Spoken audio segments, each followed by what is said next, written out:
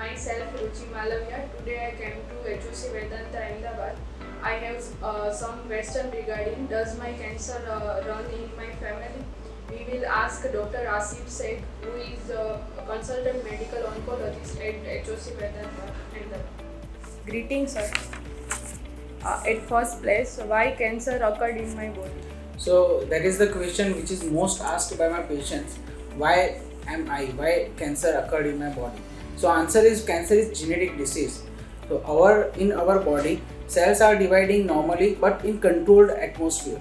When some genetic abnormality occurred in cells, those cells are uncontrolled and uncontrollably growing. So tumor develops, that is called cancer. If it is a genetic disease, does it run in my family? So another good question, and the answer is, I would like to say, in 90 to 95% of cases, no. So let me explain. In our body, average cells are 30 trillion. That means 13 0 after 3. And in each cell there are approximately 20,000 genes, and each gene has 2 copies. Now cancer can occur in one of two methods. First, in 90 to 95% of cases, where cancer occurred means if in lung only both copies of particular genes are abnormal, and rest of body all genes and cells are normal, and that are not familial cancers, and those will not run in family, and your family members are not at high risk for developing cancers. Now in 5 to 10% of remaining cases, by birth one copy is altered in all cells of body, so those persons are somewhat at high risk of developing cancer. And when at some particular organ second copy is hit by some genetic alteration, then at that particular organ cancer will develop.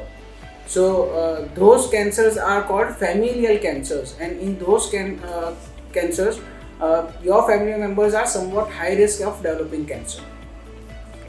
What are risk factors of familial cancer? So let's say two things are very important. First thing is family history. Now what does it mean by family history? Your first degree relatives means your mother, father, your brothers, sisters and your children are called first degree relatives.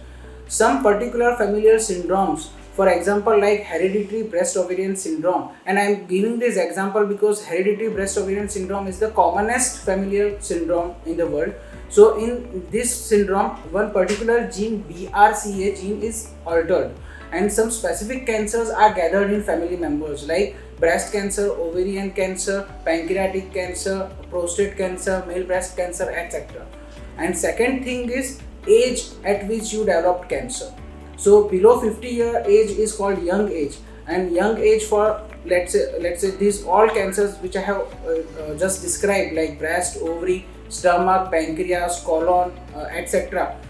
If you have developed these cancers at younger age, these two factors are important to judge the risk of having familial cancer. What tests are done to diagnose familial cancer? So important question, how will be diagnosed?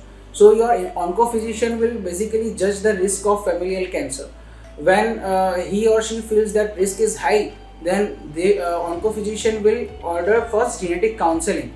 Now genetic counseling is very important because all genetic information, basis of genetics, and how familial cancer develops, and why we will do testing, and after test is positive what will we do, all these things will be described and explained to you in genetic counseling. And after genetic counseling is done, some genetic testing will be ordered, and this test will be ordered from blood or saliva, not from your tumor, because one copy is altered everywhere, so we don't need a tumor. We will take blood or saliva, and from that genetic testing will be positive if you have familial cancer. Okay. If I am diagnosed with familial cancer, am I still curable? Absolutely. It basically is not dependent on familial cancer or non-familial cancer. It depends on stage. So if first and second stage, many of the cancers are curable. In third stage also we can try to cure it, but with less chances. And fourth stage, it is, I would like to say, controllable rather than curable. So we can't cure it completely, but there are many medicines which can delay the progression of cancer. Any differences in my treatment? Yes, it is possible because, like I mentioned, hereditary breast ovarian syndrome, that BRCA gene is altered. So we have developed targeted therapy against that specific gene, and those targeted therapy will work fantastically in this kind of syndromes. And some specific chemotherapy groups will also behave very nicely in those patients, and patient's tumor will show very good response to those chemotherapy. So yes, treatment may differ. Another syndrome is Lynch syndrome. It is also common, and in that immunotherapy will work fantastically. So yes, treatment may differ. How will I prevent cancer in my family member? So very important question and very elaborating question, because when one patient has cancer, first we have to think about that if he or she has familial cancer or not. If patient has familial cancer, all first degree relatives should undergo genetic counseling. Now again I will emphasize, blood relation is important. Mother, father, brother, sisters and children are called first degree relatives, and those all these relatives should undergo genetic counseling first. If after genetic counseling, genetic testing should be done for particular familial syndrome, and if test is positive, then many ways are there to prevent cancer in them. Like some surgeries can be done, like some medicines can be given, or some screening methods can detect at very early age stage. So you must detect familial cancer when risk is very high, especially when family history is there and very young age of cancer. And if familial cancer is diagnosed with you, then you should make your relatives undergo genetic counseling and testing. And after that, if your relatives is positive for some familial syndrome, many ways are there to prevent cancer in them. Thank you, sir. It was very enlightening session. Thank you.